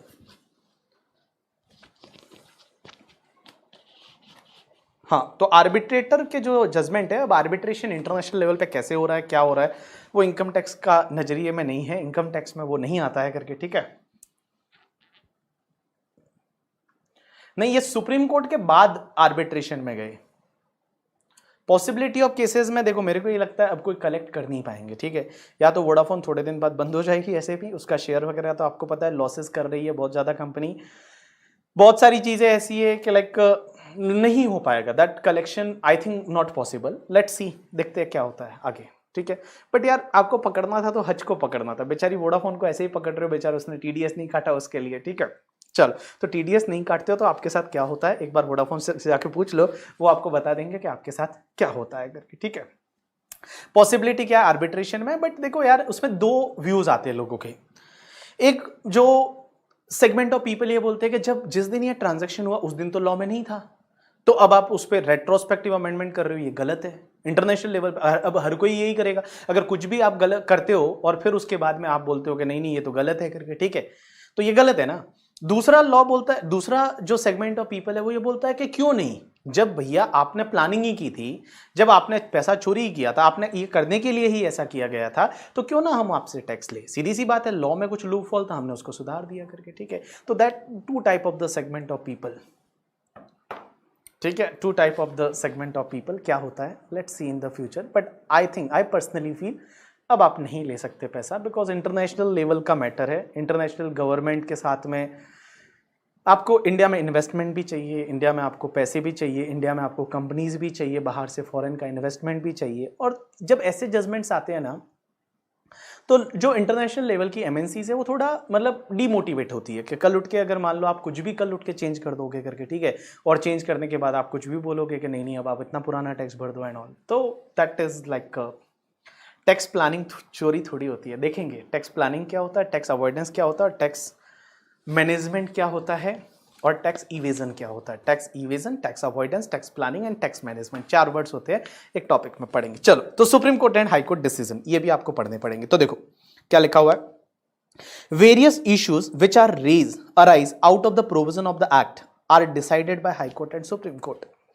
The supreme court is the apex court of the country and law laid down by the Supreme Court is the law of the land. The decision given by the various high court will apply in the respective state in which such high court have the jurisdiction.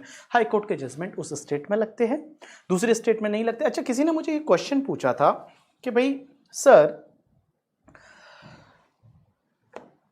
High court में क्या contradictory judgement आ सकते हैं? कि Bombay high court ये बोल रही है, Punjab and Haryana high court ये बोल रही है, यह हाई कोर्ट ये बोल रही है, यह हाई कोर्ट ये बोल रही है. क्या ऐसा आ सकते हैं? आंसर इज यस, एब्सोल्युटली आ सकते हैं, और है ऐसे बहुत सारे करके. ठीक है, there are thousands of cases जहां पे सेम मैटर है, सेम इशू है, एक कोर्ट ये बोल रही है, दूसरी कोर्ट ये बोल रही है. अब आप बोलोगे हमको क्या फॉलो करना है?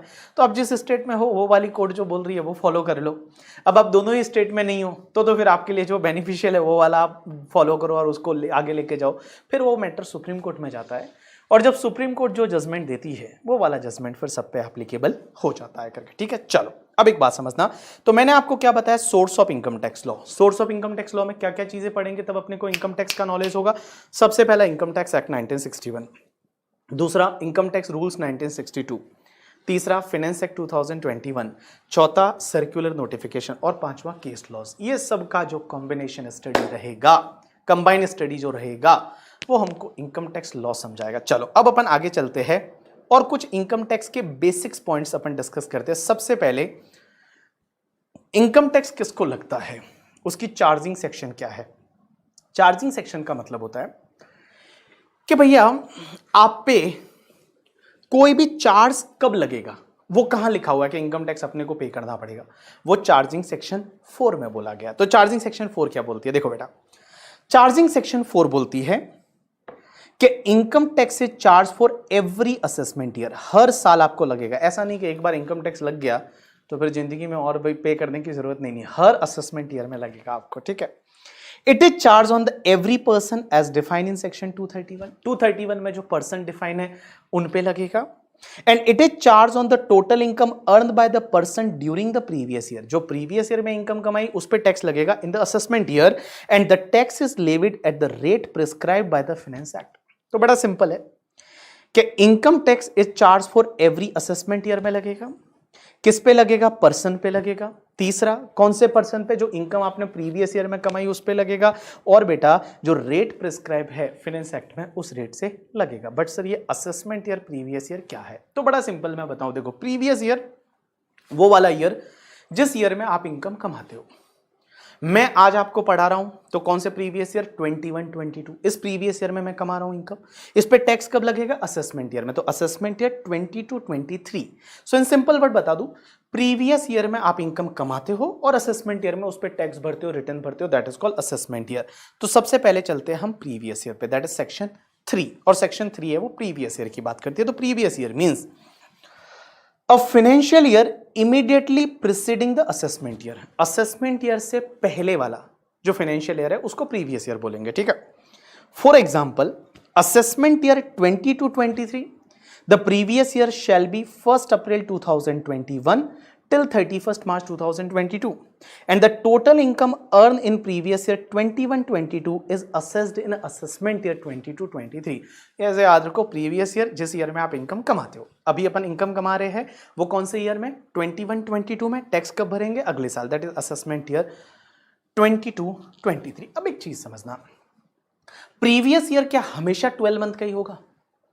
जैसे हम बोल रहे हैं कि हमारा प्रीवियस ईयर है दैट इज 21-22, दैट इज 1 अप्रैल 2021 से लेके और 31 मार्च 2022 तक.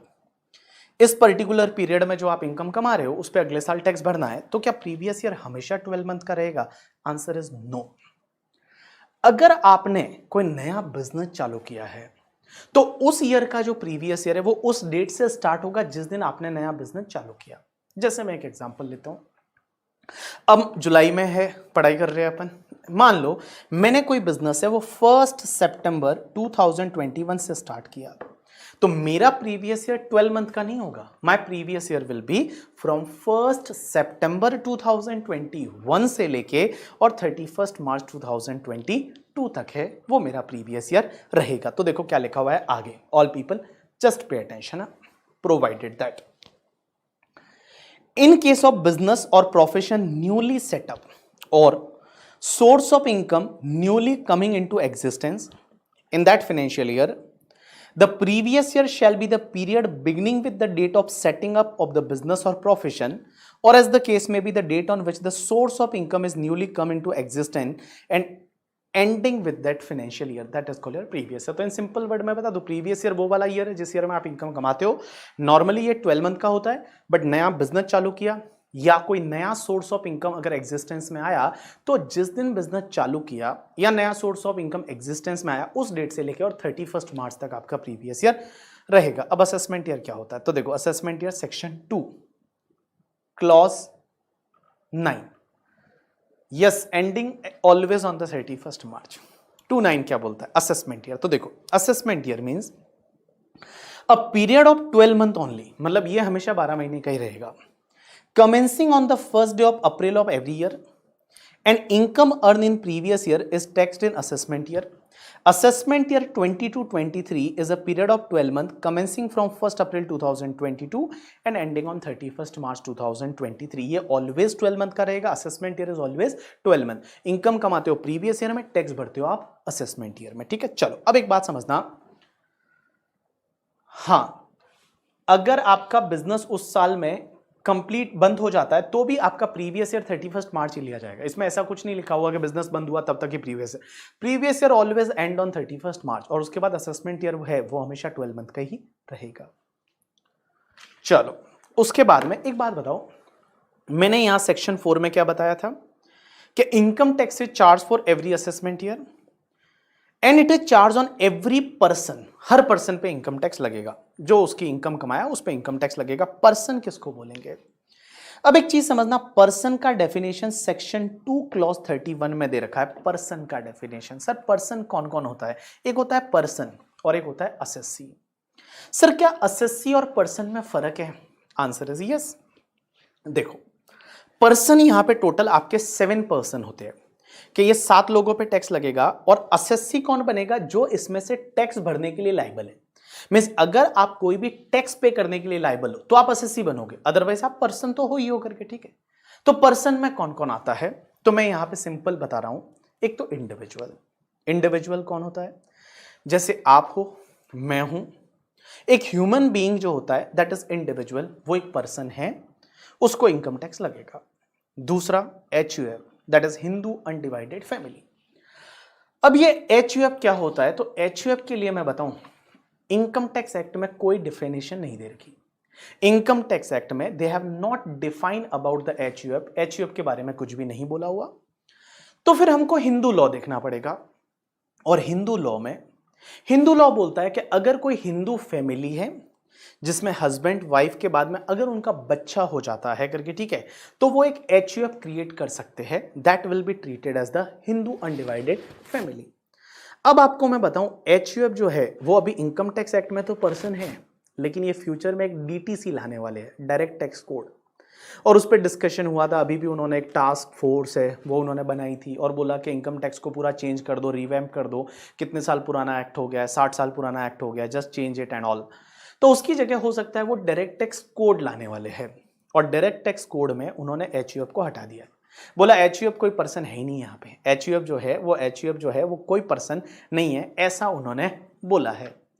अब एक बात समझना, HUF जो होता है, क्या आपको HUF, हमारे आपके ऑफिस में बहुत बार क्लाइंट आते हैं हमारे ऑफिस में और हमको आके बोलते हैं कि हमको HUF बनाना है, मतलब आप HUF बना के दो.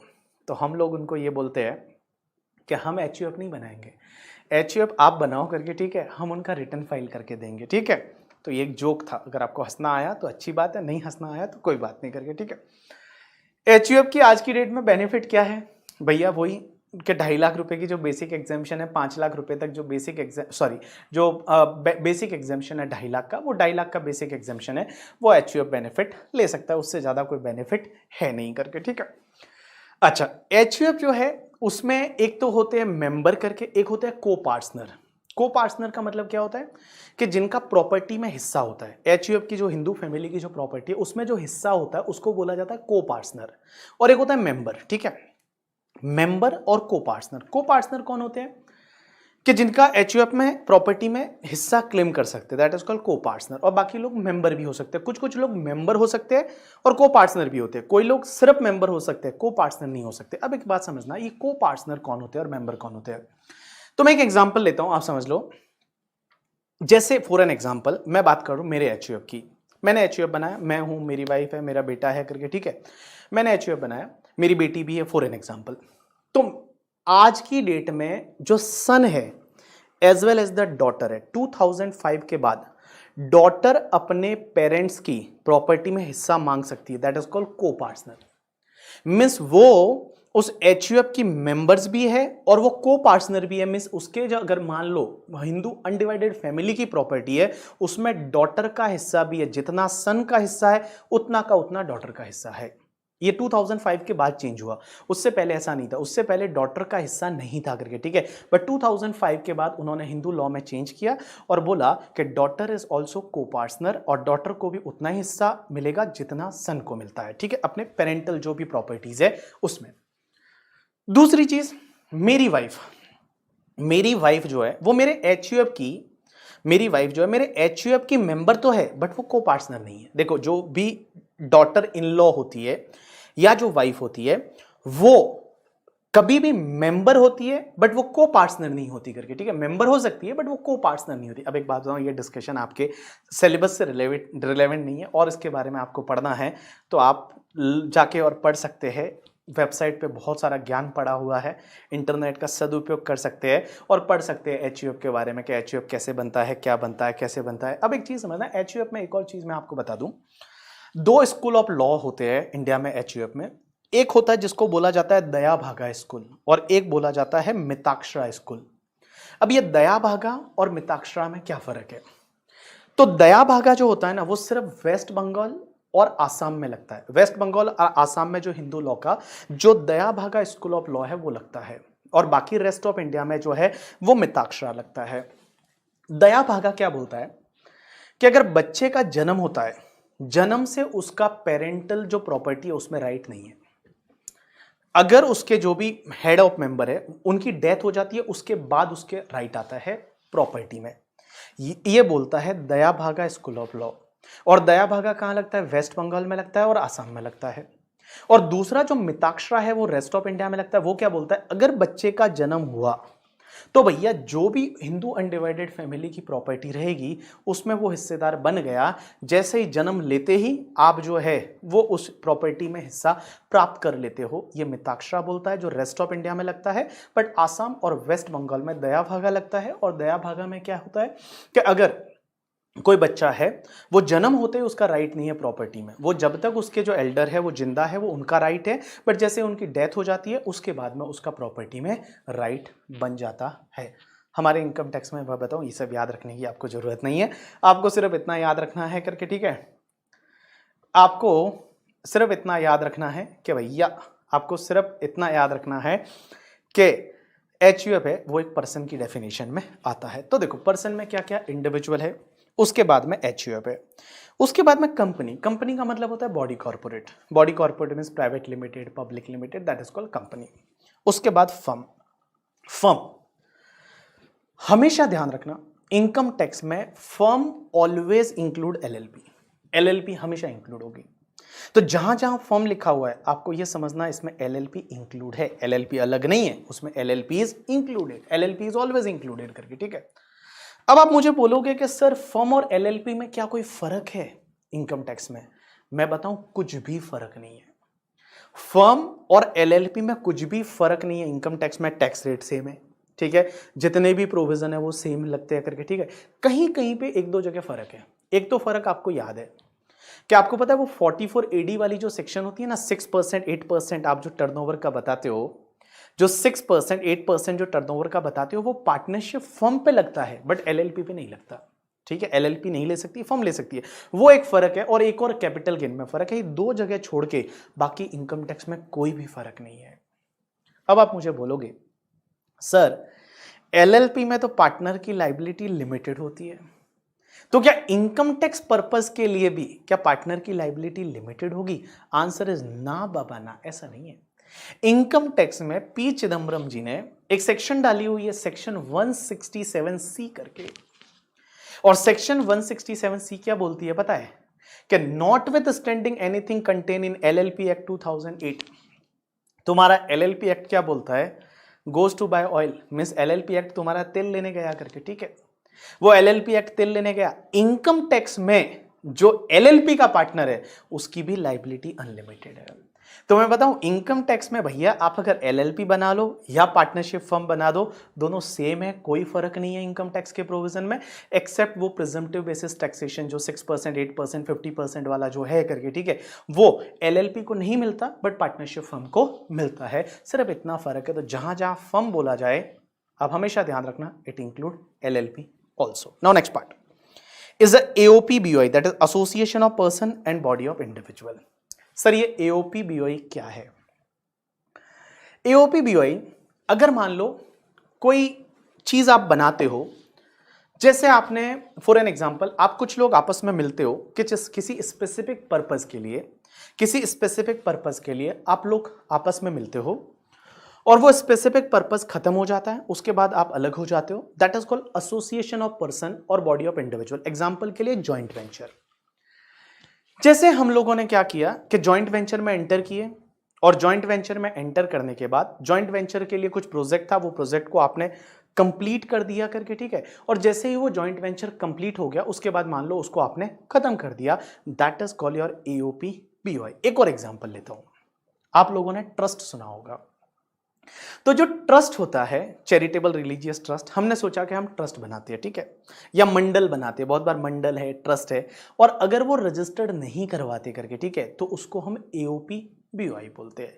मीन्स कुछ लोग आपस में मिलते हैं और मिलने के बाद किसी स्पेसिफिक पर्पस के लिए वो लोग मिले हैं, दैट इज कॉल्ड AOP या BOI। बट दोनों में फर्क क्या है? AOP और BOI दोनों में फर्क ये है कि देखो AOP में कोई भी मेंबर बन सकता है। जैसे एक एग्जांपल लेता हूं कि एक कंपनी है जिसका नाम है BB लिमिटेड, तो BB limited as well as mister Raju, mister Sanjay, mister Hari, तो हरी, राजू, संजय और BB लिमिटेड ये सब लोग मिलकर मान लो कुछ जॉइंट वेंचर बनाया, that is called your AOP, association of person. इसमें कोई भी पर्सन आ गया, लेकिन बॉडी ऑफ इंडिविजुअल जो होता है ना, उसमें सिर्फ इंडिविजुअल लोग ही मिलते हैं। जैसे हमने क्या किया कि हम 10 लोग इंडिविजुअल है, अपनी क्लास में जितने भी लोग हैं हमने मिलके कुछ बनाया करके, ठीक है, सिर्फ इंडिविजुअल लोग है, that is called your body of individual. Income tax में इसको हमेशा AOP-BOI ही बोला जाएगा। इसके लिए अलग टॉपिक है जो मैं आपको सेकंड वॉल्यूम में पढ़ाऊंगा, और सेकंड वॉल्यूम का आई थिंक पहला या दूसरा टॉपिक ही है एसोसिएशन ऑफ पर्सन और बॉडी ऑफ इंडिविजुअल। और आप लोग जो है अब देखो जॉइंट वेंचर में अगर आपने कंपनी बना दी तो वो कंपनी में चली जाएगी। काजल, अगर जॉइंट वेंचर में विशाल कंपनी बना दी, जैसे जेवी कंपनी, आधे शेयर आपने लिए आधे उसने लिए और आपने कंपनी बना दी तो वो कंपनी में चली जाएगी। बट अगर मान लो आप उसको कंपनी नहीं बनाते हो, उसको पार्टनरशिप फर्म नहीं बनाते हो, तो फिर वो एसोसिएशन ऑफ पर्सन या बॉडी ऑफ इंडिविजुअल की तरह ट्रीट होता है करके, ठीक है। जब वो टॉपिक पढ़ेंगे तो वहां मैं आपको बताऊंगा कि कैसे इस पे टैक्स लगता है, क्या लगता है, 2.5 लाख का बेसिक एग्जेम्पशन मिलता है या नहीं मिलता है, अगर आपने 100 AOP बना दिए तो क्या होता है, मेंबर का शेयर का क्या होता है, वो सब उस पर्टिकुलर टॉपिक में हम सीखने वाले हैं। चलो 12AA में रजिस्ट्रेशन करवाते हैं तो क्या होता है ट्रस्ट का, वो भी अपन पढ़ेंगे आगे जाके, ठीक है। चलो उसके बाद next part is a local authority. ये लोकल अथॉरिटी क्या होती है कि जो गवर्नमेंट का पैसा गवर्नमेंट लोगों के लिए यूज करने के लिए देती है, और ये लोकल अथॉरिटी किसको बोलते हैं, जो उस पैसे को मैनेज करती है पब्लिक के लिए, that is called local authority. Example के लिए आपकी हमारी जैसे मुंबई में BMC है, ब्रह्ममुखी मुंबई कॉर्पोरेशन, ठीक है, जिसको हम बॉम्बे म्युनिसिपल कॉर्पोरेशन भी बोलते हैं, ग्राम पंचायत है, कॉर्पोरेशन है, जो गवर्नमेंट से पैसा आता है पब्लिक के यूज के लिए वगैरह, वो उसको मैनेज करती है, that is called your local authority. And last is artificial juridical person.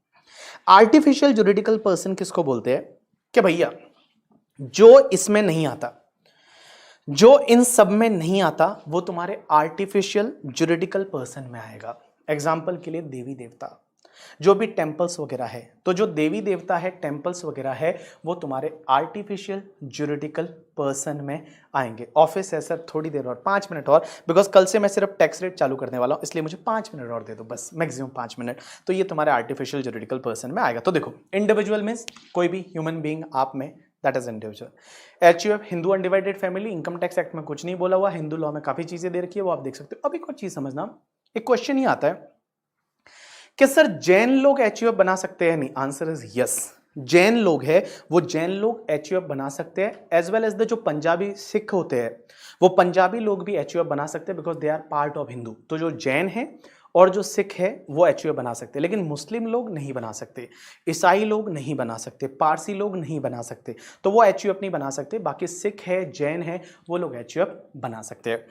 Company आपको पता है, फर्म LLP आपको पता है, AOP BOI मैंने आपको बताया कि जॉइंट वेंचर का एग्जांपल लिया, फिर मैंने आपको एक और एग्जांपल लिया कि ट्रस्ट वगैरह रजिस्टर्ड नहीं होता तब उसको अपन AOP BOI मानेंगे। कुछ लोगों ने फर्म नहीं बनाई, कंपनी नहीं बनाई, तो उस कॉन्स्टिट्यूशन को अपन AOP BOI में असेस करेंगे, और AOP BOI में सबसे हाईएस्ट टैक्स रेट रहती है, ध्यान रखना।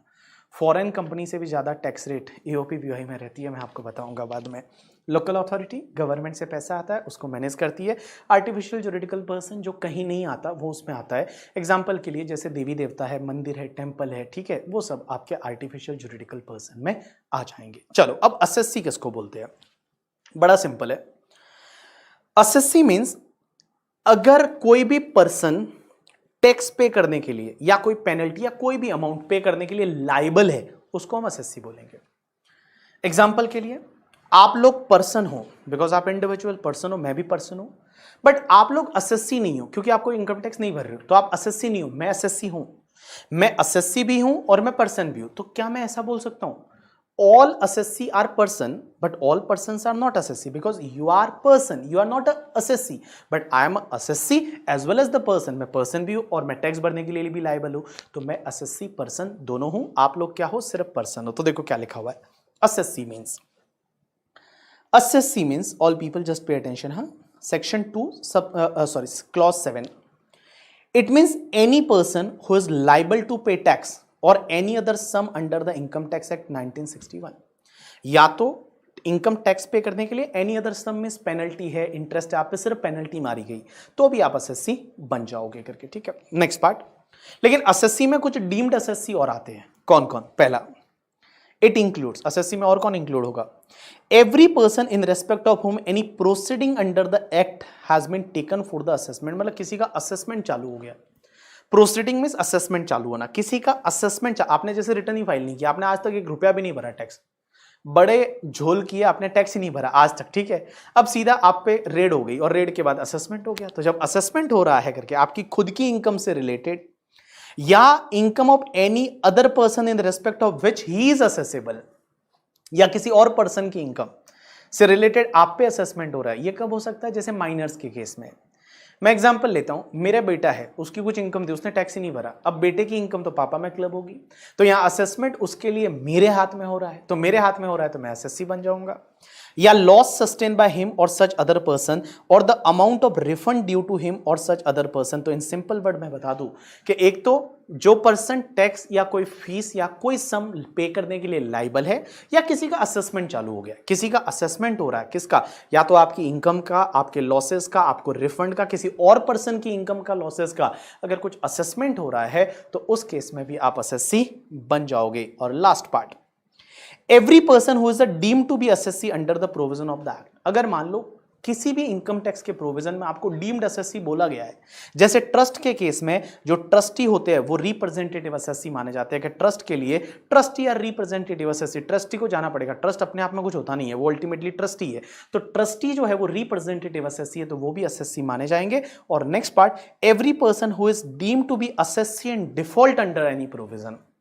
अगर किसी प्रोविजन में आपको असेस्सी एंड डिफॉल्ट माना गया है, असेस्सी एंड डिफॉल्ट मतलब आपने जैसे डिफॉल्ट एग्जांपल के लिए वोडाफोन ने टैक्स नहीं भरा तो वोडाफोन असेस्सी एंड डिफॉल्ट बन गया, और असेस्सी एंड डिफॉल्ट बन गया। ऐसे बहुत सारे केसेस है जहां आप असेस्सी एंड डिफॉल्ट बन जाते हो। तो जब आप असेस्सी एंड डिफॉल्ट बन जाते हो तो उस केस में क्या होता है कि भैया जो है वो आपको असेस्सी की कैटेगरी में आ जाएगा। तो देखो असेस्सी में कौन कौन आएगा, सबसे पहला बड़ा सिंपल है करके, ठीक है।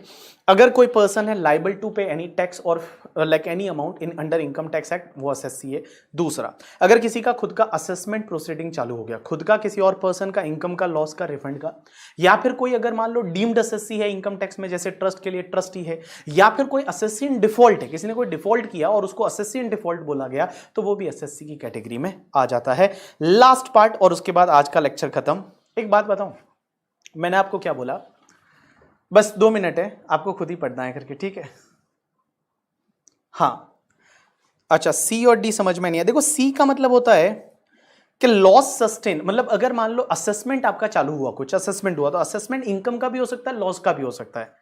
एंड डी का मतलब क्या होता है कि भैया अगर आपको कोई रिफंड बनता है, अगर आपको मान लो कुछ रिफंड बनता है, आपका डीडीएस कट गया था, आपने मान लो रिटर्न फाइल किया, यहां कोई टैक्स पेबल तो था नहीं, तो आपका रिफंड दिया, तो रिफंड दिया तो भी आप असेसी तो हो ही हो ना, आप असेसी बन गए क्योंकि आपके रिफंड का असेसमेंट हो रहा है। चलो conclude the class, last 2 minutes, ठीक है। चलो ये आपको घर पे पढ़ना है, बट मैं आपको समझा देता हूं। एक बात बताओ, हमने अभी तक क्या पढ़ा कि प्रीवियस ईयर में इनकम कमाओ, असेसमेंट ईयर में टैक्स भरो। प्रीवियस ईयर में इनकम कमाओ, असेसमेंट ईयर में टैक्स भरो, रिटर्न असेसमेंट ईयर में बढ़ते, टैक्स असेसमेंट ईयर में बढ़ते हैं। लेकिन 4-5 केसेस ऐसे होते हैं जब प्रीवियस ईयर की इनकम पे प्रीवियस ईयर में ही टैक्स लग जाता है।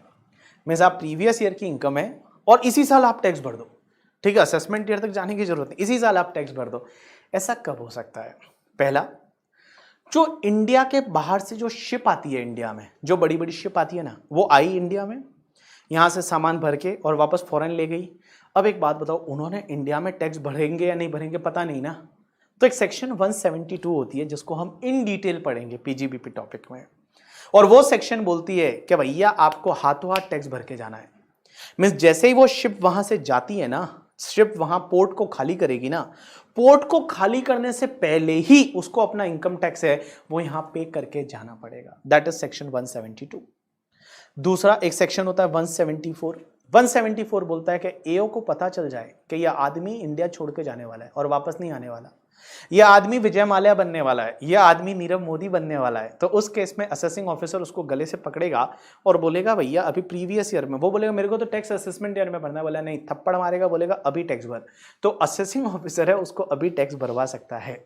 या फिर अगर AOP BOI artificial juridical person बनाया आपने कोई स्पेसिफिक चीज के लिए, स्पेसिफिक इवेंट के लिए बनाया, जैसे मैं एक एग्जांपल लेता हूं, हमने गणपति पूजा जो होती है, गणेश चतुर्थी मुंबई में बहुत फेमस है गणेश चतुर्थी, आप कभी आना, तो गणेश चतुर्थी के लिए हमने एक मंडल बनाया और बोला कि गणेश चतुर्थी में हम लोगों को पानी बांटेंगे और कम रेट पे बांटेंगे, समथिंग हमने एक एओपी बीओआई बनाया।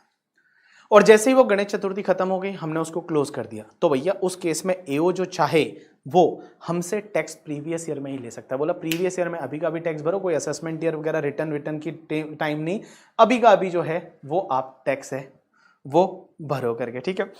उसके बाद अगर मान लो कोई पर्सन है वो likely to transfer the property to avoid the tax, ऐसा बहुत बार हो सकता है करके, ठीक है, कि भैया अगर कोई पर्सन है वो करंट ईयर में कोई प्रॉपर्टी बेच के और भागना चाहता है, कुल मिला के अगर कोई पर्सन है वो प्रॉपर्टी बेच के और भागना चाहता है, तो भैया प्रॉपर्टी बेच के जब आप भागना चाहते हो तो आपसे बोला जाएगा कि अभी का अभी जो है वो आप टैक्स पे कर दो करके, ठीक है।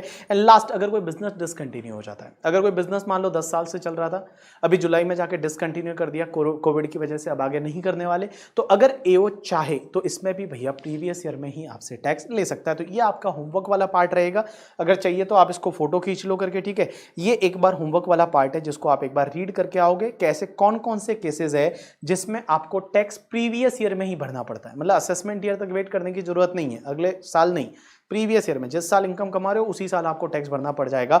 एक तो आपका शिपिंग बिजनेस जो नॉन रेजिडेंट का, मैंने बोला वो शिप लेके आते हैं यहाँ पे, ठीक है, और भैया वो शिप लेके जा रहे हैं, तो जाने से पहले शिप जब इंडियन पोर्ट खाली करती है ना, उससे पहले पहले उनको टैक्स भर के जाना पड़ता है, 7.5% इनकम आती है, वो अपन सब सीखेंगे आगे जाके सेक्शन 172 में।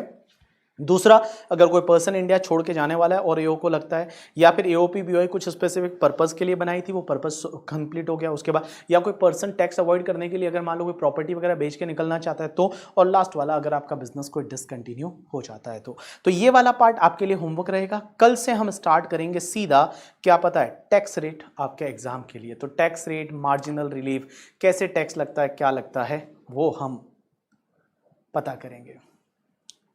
किसी ने बोला 6:30 को क्लास रख लीजिए, नहीं हो सकता पॉसिबल, सॉरी फॉर दैट करके, ठीक है। आपका मिस हो जाए जो भी, वो आप देख सकते हो। बुक्स कब तक डिलीवर होगी, हम यहाँ से डिस्पैच 5 दिन पहले कर चुके हैं, आप एक बार तो भी अपने यहाँ पे हमारे ऑफिस में आप एक बार बात कर सकते हो, ठीक है। अच्छा, जो फाइनेंस एक्ट 2021 है वो कब से एप्लीकेबल होता है, तो मैं बताऊँ, देखो फाइनेंस एक्ट नॉर्मली जो एप्लीकेबल होता है वो असेसमेंट ईयर वाइज होता है।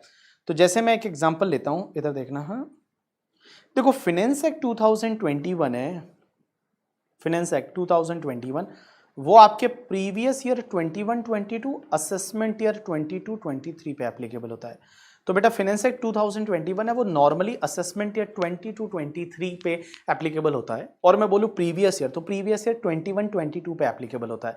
लेकिन कुछ कुछ प्रोविजन ऐसे होते हैं जिसमें ये लिखा होता है कि ये रेट्रोस्पेक्टिव एप्लीकेबल होगा, तो वो रेट्रोस्पेक्टिवली एप्लीकेबल है। कुछ कुछ प्रोविजन में ये लिखा होता है करके, ठीक है, कि ये जिस दिन नोटिफाई होगा तब से एप्लीकेबल होगा, कुछ स्पेसिफिक डेट दे रखी है तो फिर नोटिफिकेशन वो डेट से एप्लीकेबल होगा। बट जनरली जो है वो तुम्हारा फाइनेंस एक्ट 2021 प्रीवियस ईयर 21-22 से एप्लीकेबल होता है, और असेसमेंट ईयर 22-23 पे एप्लीकेबल होगा। मींस प्रीवियस ईयर 21-22 में जो इनकम आप कमाओगे उस पे, और असेसमेंट ईयर 22-23 पे करके, ठीक है। सर हमको मे 22 के लिए कोई अमेंडमेंट क्लास लगेगी? Answer is no, because May 22 के लिए आपके, हाँ, संजना कोऑपरेटिव सोसाइटी किसमें आएगी आगे देखेंगे अपन, ठीक है। अच्छा, मे 22 के लिए आपको अमेंडमेंट्स क्लास कोई भी नहीं देखनी पड़ेगी, बिकॉज आपके 31 अक्टूबर तक के अमेंडमेंट आएंगे, और 31 अक्टूबर तक मोस्टली मैं 15 अक्टूबर तक के अमेंडमेंट है वो कवर कर दूंगा। उसके बाद कुछ आया तो ठीक है, नहीं तो आपके ऑलमोस्ट अमेंडमेंट कवर हो जाएंगे इसमें। सर अगर हमारा नवंबर 22 है तो देखो नवंबर 22 वाले जो रहेंगे उनके लिए फाइनेंस एक्ट 2021 ही रहने वाला है। नवंबर 22 में जो एग्जाम दे रहे हैं उनके लिए सिर्फ 1 नवंबर 2021 से लेके और 30 अप्रैल 2022 इसके बीच में कुछ नोटिफिकेशन सर्कुलर आते हैं, तो वो आपको देखने पड़ेंगे। अब नोटिफिकेशन सर्कुलर ज़्यादा नहीं आते करके, ठीक है। जैसे इस बार आप देखोगे तो सिर्फ एक आधे घंटे का वीडियो बना है, जो ये नवंबर में एग्जाम दे रहे हैं उनके लिए सिर्फ एक आधे घंटे का वीडियो बना है, 2-3 नोटिफिकेशन है, तो वो 2-3 नोटिफिकेशन उनको एक्स्ट्रा देखने पड़े, ठीक है।